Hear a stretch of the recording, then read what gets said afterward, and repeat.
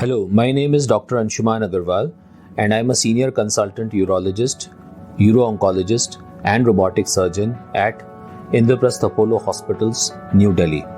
My basic qualifications are MBBS, MS in General Surgery and MCH in Urology, which is the highest possible qualification in this country, which is India. Any patient suffering from erectile dysfunction should go and consult a doctor and should get himself evaluated for diseases like diabetes, dyslipidemia, kidney diseases, liver diseases and heart diseases, as erectile dysfunction can be an early sign of heart disease, because erectile dysfunction occurs because of the narrowing of the blood vessels which supply blood to the penis.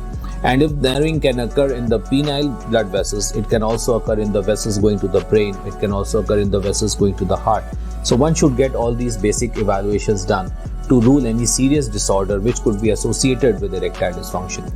Now, once the diagnosis of erectile dysfunction is made, we should try to modify the lifestyle, like include some exercise in your daily routine, improve upon the diet, take healthy foods, avoid excessive salt, avoid excessive fats and simple carbohydrates like junk food, like fried food, and all those things should be avoided. So once these measures are taken into account, then patients can lose a lot of weight, they can improve their exercise tolerance, and they can automatically improve their erectile function.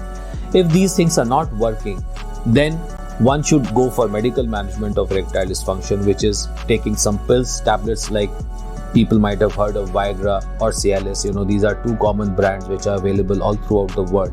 And these have helped patients with erectile dysfunction to have better erections and better sexual experience. Now, if the patients are unable to have good erection with simple medication, then they need a more detailed evaluation of their penile blood flow. This is done by means of a penile Doppler, and if that shows that the blood flow to the penis is seriously compromised, then the best possible option of treatment is to place a penile implant. Now, before placing penile implant, we can also teach patients to give intrapenile injections, which is given on the sides of the penis, and sometimes they can lead to good erections, but it is of course a painful exercise and people have to be trained to do it properly. Otherwise, there can be certain problems.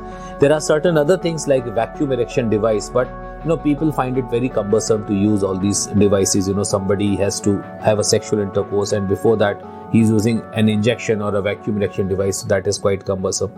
So penile implant is a very effective way of having a good erection at any point in time. Whenever you desire to have an erection, you can have an erection. So basically, penile implant is placed, as it is the word says, it is an implant, so it has to be a surgical exercise and it has to be placed by means of a surgery.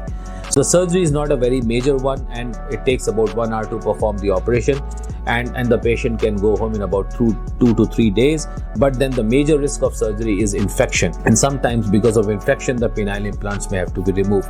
So people have to really take care that they should not get infected. I'll tell you something about penile implants. So basically there are two types of penile implants. One is a semi-rigid implant and one is an inflatable implant. Now the semi-rigid implant is cheap, and it is also easy to insert and easy to maintain, wherein there is no risk of a mechanical failure.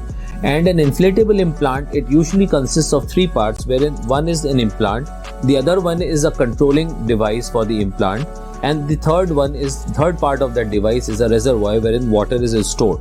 So whenever we press some buttons, the water is pushed into the implant and there is an erection which looks like a normal erection, and after the sexual intercourse the patient can again press some buttons and the water flows from the implant into the reservoir and the penis becomes soft and it looks like a natural penis which is not erect, which is flaccid penis.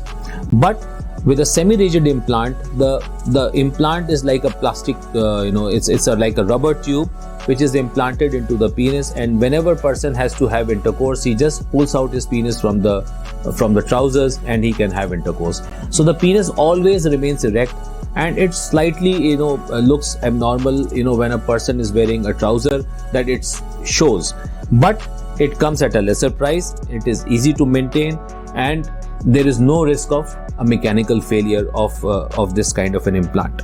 So the major risk of implant is, in cases of inflatable device, is a mechanical failure. In cases of a semi-rigid, it can be infection or device rejection. So whenever there's a device rejection, we have to remove it, or if there's infection, then we have to remove it. Sometimes the implants can erode into the skin or into other parts of the penis, so then they have to be removed.